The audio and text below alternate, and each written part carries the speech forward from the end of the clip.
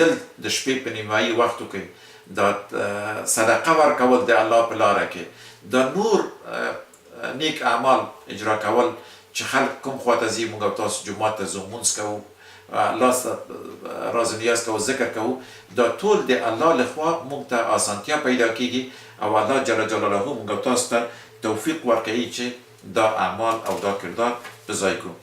نهم ویلي و چې مجالسة الصالحین والصادقین والاقتداء بهم د موږ او تاسو مجالست او ناست و برخاست باید مسلمانان سره ای خیر نیک خلکو سره ای هغه مسلمانان چې صالحین دي صالح اعمال لري او صادق دي په خپل ژوند کې صداقت لري هغه سره باید تګ راتګ وکړو کېناستل او پروګرامونه ولرو او په هغو باندې د هغو په نیکو اعمالو باندې اقتدا وکړو.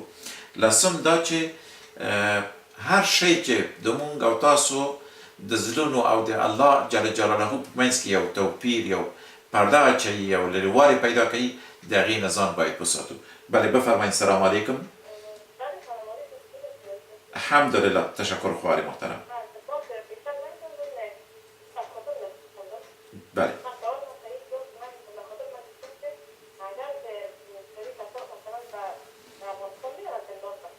بله بله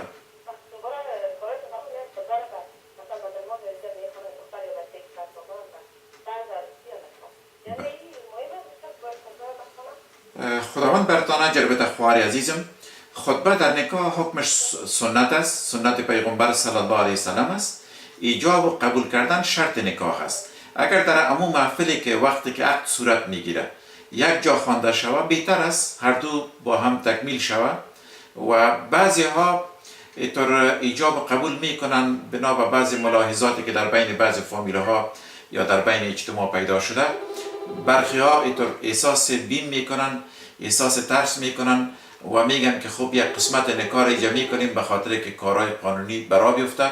بعد از اینکه دختر ما رفت به دنمارک یا به امریکا یا به اروپا بر جایی که بود بعد از او باز خطبه در اونجا خوانده شود یک جزی از او را میمانند. یعنی شرعاً وقتی که ایجاب و قبول شود در واقع نکاح صورت گرفته و نکاح شده و اگر خطبه هم در مهلت خوانده شود بهتر است و الا اگر وقتی که دوباره دختر و بچه با هم یک جا میشن ولو که مسافه باشه یا زمانی باشه باز خطبه خوانده میشه. خطبه در هر حالت بهتر است و در هر حالت جواز داره و در هر حالت و در هر وقت میتونن که خطبه را بخوانن چی در اوجه بخوانن و دوباره هم تکرار شود. هیچ ممانعت شرعی وجود نداره از تکرار خطبه و اگر مطابق فرمایش شما خطبه وقتی که عقد صورت میگیره ایجاب و قبول میشه خطبه خوانده شود در اون محفل و در اون اجتماع عیب نیست. بعضی دوستای تو فکر میکنه که نیم نکاح را کردیم و نیمش مانده، در حالی که طور نیست. وقتی که ایجاب و قبول صورت گرفت ایجاب و قبول شد در واقع نکاح تکمیل شده، نکاح شده و نکاح صورت گرفته و خطبه گفتیم که سنت است.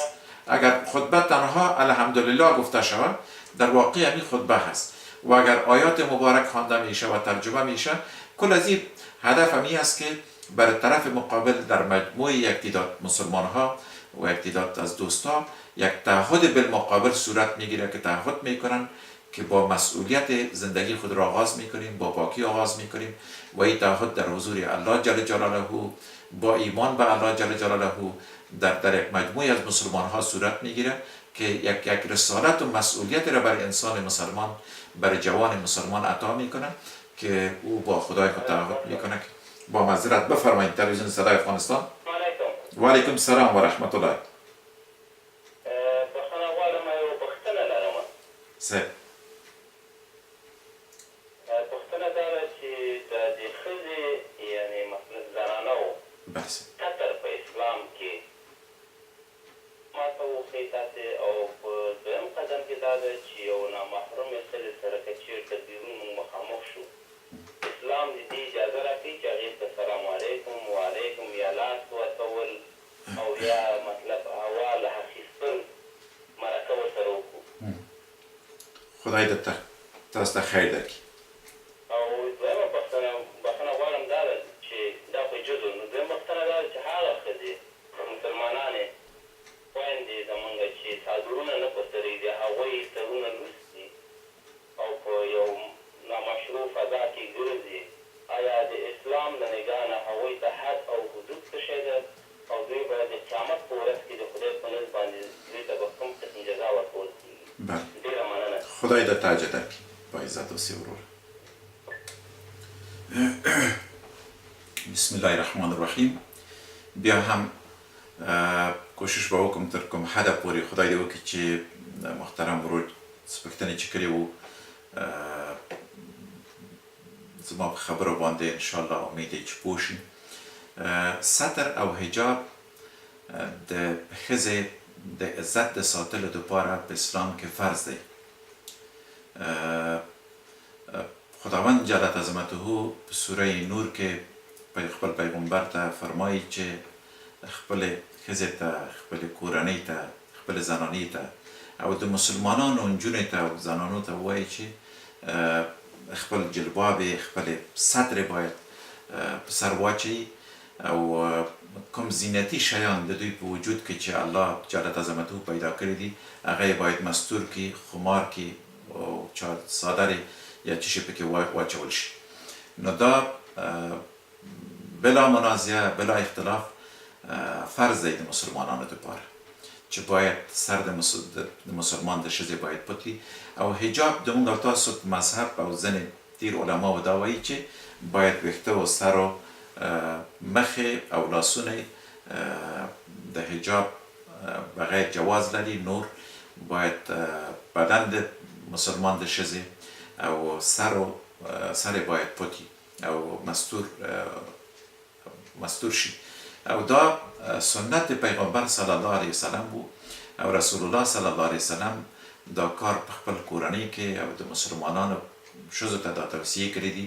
احادیثو په دې کې د دې په هکله ډېر دی او فرمایي چې باید د مسلمان ښځې باید سرونه او ځانې پټ شي. ځینې خویندې اوس په دغه موجوده اجتماع کې وینو چې بې له شکه یو څادر په سر اچوي او څادر اغوندي، مګر نور لباس و جامې چې اغوندي دغونه داسې تنګي او داسې چسبېدلې چې د دوی ټول بدن ښکارېږي. دا حجاب نه دی، دا شرعي حجاب نه دی. شرعي حجاب دا دی چې د ښځې بدن باید پټ شي او کوم شیان لکه چې مخکې ما ویلي چې د الله د عزت په توګه د ښځې ته ورکړي دي نو هغه دې باید مستوري او مستور شي او پټ شي او نامحرمو ته ښکاره نه شي. دویم جزء دا چې سلام اچول جواز لري چې مسلمان خپل خویندې خپل مسلمان ښځې چې ویني سلام ورته واچوي. ولکن قل للمؤمنین یغضوا من ابصارهم ویحفظوا فروجهم. خداوند جل عظمته فرمایي چې وایي تاسو مسلمانانو ته، نارینه‌و ته او ښځې ته ووایي چې کله چې یو نامحرم سره مخامخ کیږئ خپل سترګې ټیټ واچوئ، خپل سترګې د هغو په سترګو او د هغو په بدن داسې معطوف مه ګرځوئ، بلکې خپل سترګې ټیټې واچوئ او ورته سلام واچوئ. سلام سلامتي د ایمان دی.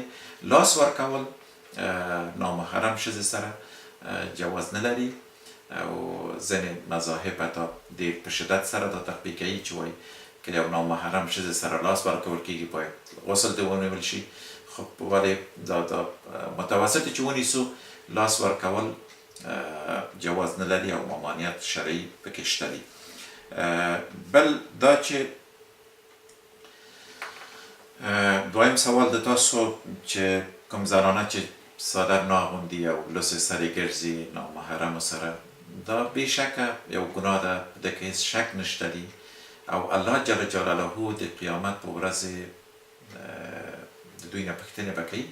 ولې چې دا هر ښځه د مسلمان یا نارینه د مسلمان د اسلام د روشنایي په اساس د عظیم دین په حساب سره یو مسؤلیت لري، یو تکلیف لري. کله چې موږ دا تعهد کوو چې الله خپل رب ګڼو او الله جل جلاله زموږ معبود دی او پرستش کوو، قرآن زموږ کتاب دی چې پر حضرت پیغمبر صلی الله علیه وسلم باندې نازل شوی دی او رسول الله صلی الله علیه وسلم زموږ پیغمبر دی او رهنما دی. نو کله چې موږ داسې یو تعهد لرو، د دغه تعهد په مقابل کې باید اطاعت وکړو، اطاعت د خدای نه او اطاعت د رسول صلی الله علیه وسلم څخه. نو کله چې هر کار یا یو سلوسی یا بل خلاف شرعی، اوس په نارینه‌و کې هم بدبختانه دیر دی چې اکثرا دا پتلونونه چې د زنګانه نه اوچتې دي، د بدن اکثرا لوسی دي، زموږ ځوانان ګرځي، دا خلاف د شرع دی. که نارینه وکړي یا ښځه وکړي چې شی چې خلاف د اسلام دی، خامخا الله جل جلاله ورڅخه پوښتنې کوي او د خپل ګناه په حساب سره د خدای لخوا عقوبت خامخا ویني او د الله عذاب ډېر سخت دی او دردونکی دی. زه هیله لرم او زه دا وایم چې د موږ او تاسو بدن طاقت د عذاب نه لري، لکه چې پیغمبر صلی الله علیه وسلم فرمایي چې همغومره ګناه وکړئ چې تحمل او طاقت د اور لري، د قیامت د اور، د دوزخ د اور. نو هیڅ یو مو طاقت د اور نه لرو او خپل بدن، خپل ځان باید وساتو د الله د عذاب نه او د دوزخ نه او د اور نه. نو دا شک په دې کې نشته دی چې کوم خویندې چې بې سترې ګرځي، عزت د اسلام او عزت د مسلمانی نه ساتي، نو خامخا د الله په نزد دوی د عقوبت وړ دی. ولې چې د ښځې هر زیبایی چې دی خپل خاوند ته دی، او دا ډېر نادرست هم دی چې د باندې داسې لوسې وګرځل شي. او اکثرا بدبختانه یوازې څادر نه دی چې دا لباس هم چې اوس اغوستل کېږي، اکثرا داسې نواقص لباس دی چې د اسلام نه ډېر لرې دی او د اسلامي نظام څخه او د کوم ستر او حجاب چې اسلام ویلي دي ډېر توپیر لري.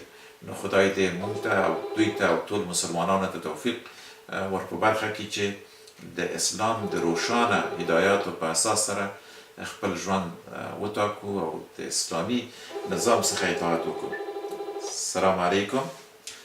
د نمی سوال آخری را میگیریم انشاءالله که وقت ما 20 دقیقه تیر شده. بله بفرمایید برادری کنیم. خداوند اجر بدیتان با عزت باشین. تشکر برادری. خداوند برتان اجر بده برادری. بسیار زیاد تشکر. میخواستم که راجع به ایجاب قبول کمک اگر روشنی برای ما بده. ایجاب از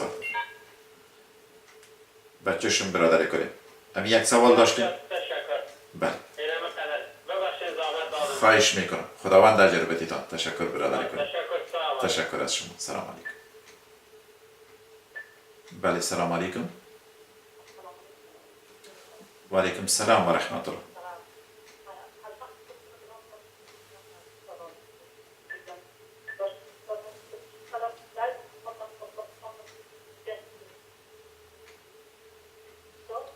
خواهر عزیزم صدایتان قطع و وصل میشه.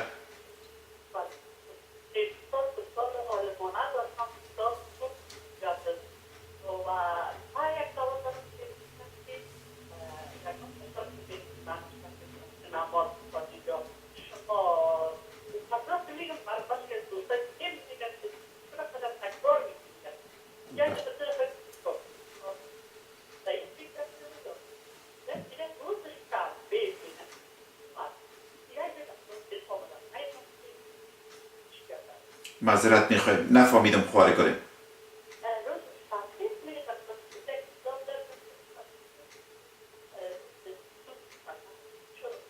روزه شنبه روزه شنبه. خب بله خداوند برتان اجر بده خواریم.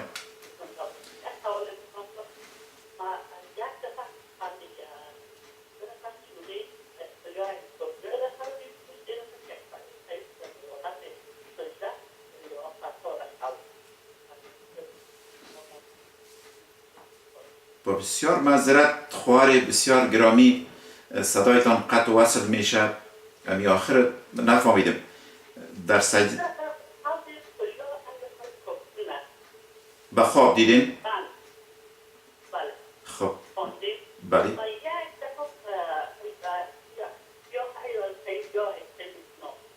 بله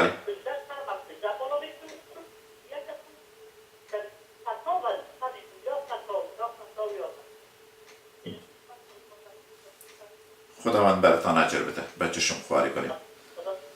خداوند خیرتان بده. لطف کردین. خداحافظ. خداحافظ.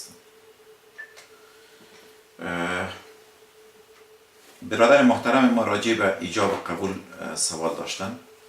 ایجاب و قبول شرط از صحت نکاح است. وقتی که عقد صورت میگیره یا از طرف دختر شاهدا می باشه یا خود که ولی دختر وکالت میکنه یا خود دختر هم شرعاً جواز داره که باشه در محفل عقد و طرف مقابل داماد است. کسی که خطبه را میخوانه و کسی که مسئول عقد وصال و عقد مبارک نکاح است، از بعد از اینکه مهر تعیین میشه از پسر پرسان میکنه و از دختر پرسان میکنه که در بدل مهر مسما که چقدر مهری که تعیین شده در بدل همین مهر که معجل است یا مواجلش قدر است، نکاح و عقد صحیح و شرعی را با فلانی تو قبول کردی. پسر در برابرش میگه که قبول کرده بودم و قبول کردیم، با صیغه ماضی و صیغه حال بر دو تعهد میسپاره که کرده بودم و کردیم. و همچنان سوال از دختر میشه که خودت در بدل اینمی مهر نکاح و عقد صحیح و شرعی را با فلان فرزند فلانی که به این نامناسب دیگه پسر نداره و از دختر هم این چیز گفته میشه یا اگر مشهور باشن درست است، ولی شرطی است که شهود در بین باشه، یک تعداد مردم دری باشه و اینا تعهد میکنه که بله ما در بدل اینمی مهر قبول کردیم و عقد بستیم، قبول کرده بودیم و قبول کردیم. اینمی ایجاب و قبول است. ایجاب و قبول امی هست و اینا می کلمات را در حالت گذشته ماضی و حال میگن که قبول کرده بودم و قبول کردیم، قبول داشتم و قبول دارم. می کلمات را میگن و شهود اینا مشنوه. ایجاب و قبول در بین از اینا میشه. اینا شرعاً بنا به می تعهدی که در برابر همدیگر خود میسپارن، عقدی که در بین همدیگر صورت میگیرن، یک تکلیف و مسئولیت متقابل را متحمل میشه. دختر در برابر پسر در برابر دختر و یک شریک را، یک زندگی پاک و یک زندگی نظیف را سرآغازش آغاز میکنن و در آیات مبارک هم که تا در خطبه هست که زیادتر این مسائل روشن میکنه و اگر کمی در خطبه ها معمولا در وقت عقد مسئولیت های طرفین ذکر شود و هر دو را متوجه بسازیم. این از مسئولیت های شرعی هست که دختر و پسر باید بفهمن که عقدی که صورت میگیرن، تعهدی که در بین خود میکنن، این چی معنا داره و چی مسئولیت داره متقابلا. پسر چی مسئولیت داره، دختر چی مسئولیت داره و در این تکلیف و در این عهدی که در بین همدیگرشان صورت میگیره چی چیزا را باید متوجه باشن و چی چیزا را باید مراعات بکنن. و قبل از ایجاب و قبول کردن و نکاح کردن یک مسئله که بدبختانه در بین جامعه ما در عرف ما زیادتر دیده میشه که بیس شرعی نداره، می است که دختر بسیاری وقت از عقد خود، از زندگی خود خبر نداره یا پسر خبر نداره که با کی عروسی میکنه و عقد صورت میگیره.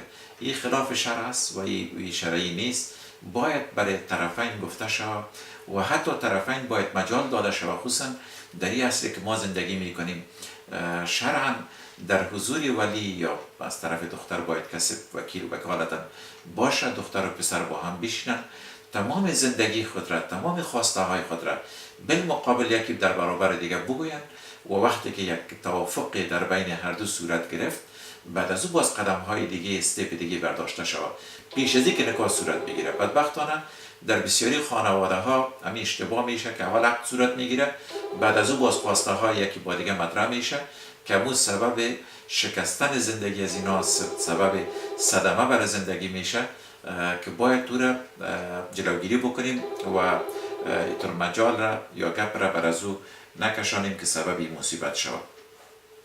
خواهر عزیز ما سوال داشتن که برای بعضی دوستا گفتن دعوت میکنیم راجع به حجاب، راجع به نماز. گاهی میگه که گفتی بس از کفایت میکنه، ولی نی. اگر هر قدر آدم میبینه که یک تخطی هست، یک تخلفی هست، یک غفلتی هست، متوجه بسازیم کار نیکی هست. پیغمبر صلی الله علیه وسلم ببینین از دعوت خود هیچگاه احساس خستگی نمیکرد. اصحاب مبارک احساس خستگی نمیکردن، همیشه دعوت را میرساندن بر مردم، ولوی که مردم قبول میکردن یا نمیکردن. اگر غفلت هم میکردن بازم رسول الله صلی الله علیه وسلم به عنوان یک مسئولیت بر از اونا میرساند.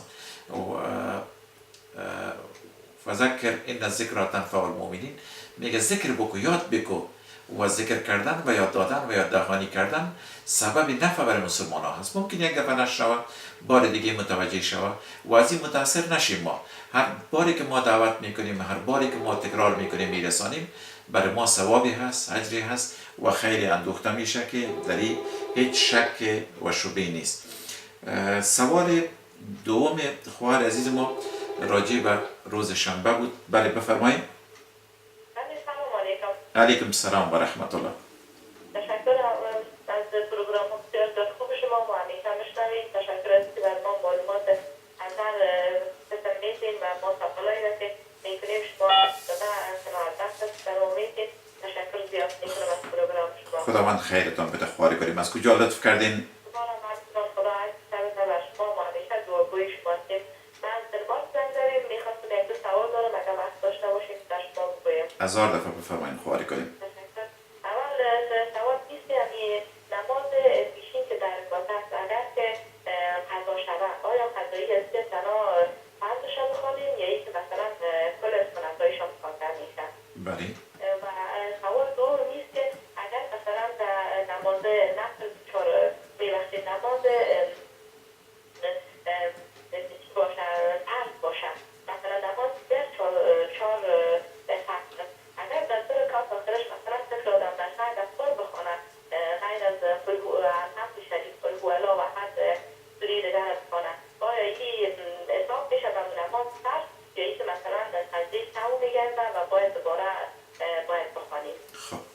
خداوند اجر بدهتان. همین دو سوال بود از خواهرم.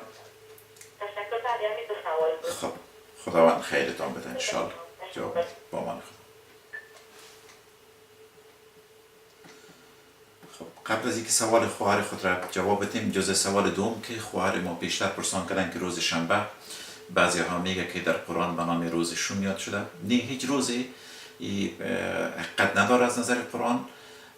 خداوند یک جریانی از زندگی قوم یهود را یاد میکنه که اونها خودشان از حضرت موسی علیه السلام تقاضا کردند که برای خداوند از خداوند بخواه و بپرسه که خدا یک روزی را برای عبادت ما تعیین بکن. و خداوند جل عظمته روز سبت را که در زبان عربی هست و در زبان قرآن به نام یوم سبت آمده، روز شنبه را برای از اونها تعیین میکنه.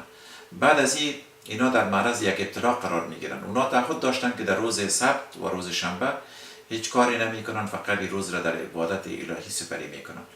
اونا چون شغل زیادشان گرفتن ماهی و ماهیداری بود، در روز سبت خداوند اینا را امتحان کرد که در این روزی که تعهد کرده بودن و خودشان تقاضا کرده بودن که این روز به نام برای روز مذهبی از اینا تعیین شود، این روز را انتخاب بکنن و در این روز دیگه کاری نمیکنن، فقط عبادت الهی را میکنن.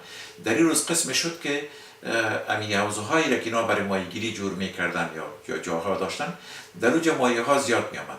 ماهی ها را وقتی که دیدن، پس اینا این روز نقص کردن و دوباره شروع کردن برای کار و شغل و ماهیگیری و برای حضرت موسی تقاضا کردن که یک روز دیگه برای ما شود. و یعنی با عنوان نه که روز تقبیل بکنه خداوند، با عنوان نقض تعهد خود پیروای حضرت موسی علیه السلام ذکر میکنه و یاد میشه. و روز همه روزها روز خدا هست، همه روزها روزهای مبارک است و مربوط به خود ماست که از هر روز چی رقم استفاده میکنیم و با چی اعمال روز خود را میگذرانیم و استقبال میکنیم. هیچ روز نقص و شومیت نداره و همه روزها روزهای مبارک الهی است و روزهای خوبی هست که خداوند ما را توفیق بده که از هر روز و از هر موقع و از هر ساعت و هر دقیقه خود استفاده نیک بکنیم. یک کار خیری را پیش خود مجسم بسازیم، یک خیری را انجام بدیم، یا حداقل فرصتی که پیدا میکنیم سر یک خیری بیاندیشیم و ذکر بکنیم کوتاهی‌های خود را که امروز من چی باید میکردم، چی نقصی از من شد، چی اشتباهات را کردیم و در صدد اصلاح کاری خود باشیم و در صدد طرح نقشه های خیر و نیک برای مردم خود باشیم، برای اجتماع خود باشیم. این صفت نیک و صفت خوبی هست. خداوند براتان اجر بده. خواهر ما از دنمارک پرسان کردن که نماز پیشین اگر قضا شود، چون نماز 10 رکعت است، قضایی زیر چند رکعت بخوانیم؟ نماز قضایی معمولا فرض نماز دوباره اعاده میشه و نمازهای فرض خوانده میشه. اگرچه در 2 رکعت سنت ظهر و 2 رکعت نماز سنت پیشین تاکید زیاد از پیغمبر صلی الله علیه وسلم آمده. حتی یک روز با یک وفد، یک گروپی آمده بود از یمن، با رسول الله صلی الله علیه و مجلس داشتن در مسجد مبارک نبوی. رسول الله صلی الله علیه و نماز 2 رکعت نماز ظهر از پیش مانده بود و نخواند و او را وقتی که متوجه شد وقت نماز ظهر دیر شده بود، بعد از او 2 رکعت نماز ظهر ادا کرد و یکی از ازواج مطهرات عایشه صدیقه رضی الله عنها پرسان کرد که ای پیغمبر خدا، وقت نماز ظهر گذشته و این نماز خواندی؟ رسول الله صلی الله علیه و گفت که من با مردمی که شیشته بودم، مرا آنقدر مصروف ساختن که 2 رکعت فراموشم شده بود، حال به یادم آمد خواندم. ولی به طور مجموع نظر فقها می است که فقط نمازهای فرض اعاده میشه، نماز فرض خوانده میشه. و 2 رکعت نماز صبح در او تاکیدات زیادی از پیغمبر صلی الله علیه و سلم آمده که حتی در سفر که تنها نماز فرض معمولا در سفر و مسافرت نمازهای فرض خوانده میشه و سنت در سفر نیست، سنت حیثیت نفل داره، ولی پیغمبر صلی الله علیه و سلم تا در سفر و در حضر 2 رکعت سنت صبح را میخواندن. علما به این اتفاق دارن که اگر همین 2 رکعت نماز سنت صبح، اگر نماز فرض صبح قضا میشه، تا قبل از ظهر اگر نماز ادا میشه 2 رکعت سنت اول خوانده شد و بعد از او فرض. والله اعلم بالصواب. سوال دیگه خواهر ما بود که اگر نماز عصر از پیش ما فوت میشه یا نماز عصر میخوانیم 2 رکعت دوم نماز که 2 رکعت اولش پر است و 2 رکعت دوم خالی هست، یعنی در رکعت اول بعد از سوره فاتحه یک سوره دیگه خوانده میشه و در 2 رکعت اخیر نمازهای فرض تنها سوره فاتحه خوانده میشه و خالی هست. اگر اشتباها پر خوانده میشه چی باید کرد؟ فقها و علمای نظر میتن و فتوا میتن که اگر گاه اتفاق بیفته عیب نداره و نماز خود سلام بگردانه. و یکی از فقها میگه که اگر از پیش انسان گاهی اینطور اتفاق میفته سلام بگردانه و سجده سهو بکنه، به خاطر که یک تأخیر در ادای وجوب نماز اتفاق افتاده و تأخیر در واجب بودن در حکمی که واجب است سبب ایجاب سجده سهو را میکنه. به او خاطر وقتی که انسان قرائت میکنه یک تأخیر در اجرای اعمال نماز اتفاق میفته و صورت میگیره، به او خاطر سجده سهو بکنن. ولی دیگه از جمله مفتی بزرگ سعودی شیخ ابن باز در یک فتوایی که داده بود در اواخر میگفت در فتوایش در بخش نماز که اگر سهوا پرخوانده میشه و همیشگی نباشه و گاهی اتفاق میفته عیبی نداره سلام بگردانه و خداوند بسیار بخشاینده و مهربان و قبول کننده هست. دیگه خداوند برای خواهر ما، برای همه دوستای ما اجر و خیر نصیب بگردانه و کل ما را وسیله خیر داشته باشه و توفیق در ادای نماز و دیگر عبادات برای ما عطا کنه و دست ما را در هر مصیبت و در هر فتنه بگیره. خداوند سرزمین ما را سرزمین صلح بگردانه، دست دشمنان را از ایجاد هر فساد از بین ملت ما قطع و کوتاه بگردانه و ملت ما را و امت ما را از ذلت و از بیچارگی ها خداوند هستی خلاص بگردانه. اما عزت گمگشته اسلاف ما را خداوند در بین ما و در بین امت ما زنده بگردانه. و صلی الله تعالی علی خیر خلقه محمد و علی آله و اصحابه اجمعین و السلام علیکم و رحمت الله و برکاته.